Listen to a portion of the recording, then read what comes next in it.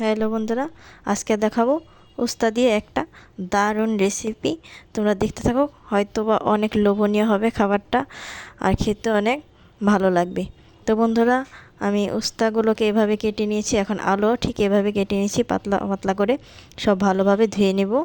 ধুয়ে এভাবে রেখেছি। এখন কড়াইতে তেলের মধ্যে দিয়ে দিলাম তেজপাতা, দিয়ে দিলাম জিরা, তারপর সব ঢেলে দিয়ে একবারে নাড়াচাড়া করে নিয়ে হলুদ আর লবণ দিয়ে দিলাম। এখন একটু ভাজা ভাজা করে নেব। কি সুন্দর দেখাচ্ছে কালারটা। দিয়ে দিলাম কাঁচামরিচ। এখন হালকা একটু জল দিয়ে মশলাটা গুলে নেব। এখানে দিয়ে দিলাম ধনে গুঁড়ো আর শুকনো মরিচের গুঁড়ো। এটাকে দিয়ে ভালোভাবে নেড়ে চেড়ে ভেজে নেব। একটু ভেজে নেওয়া হয়ে গেলে জল দিয়ে দিব পরিমাণ মতো। যে যেমন ঝোল খায় ঠিক অমন দিতে হবে। তা 5 মিনিটের জন্য আমি ঢেকে দিয়েছিলাম। ঢাকার পরে আমার এগুলো সিদ্ধ হয়ে গেছে। এখন দিয়ে দিব জিরা, ভাজা জিরার গুঁড়া।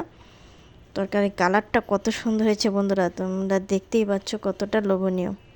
তারপর একটু পরে নামিয়ে নেব। এখন গরম গরম পরিবেশন করুন। খুবই স্বাস্থ্যকর উপকারী খাবার।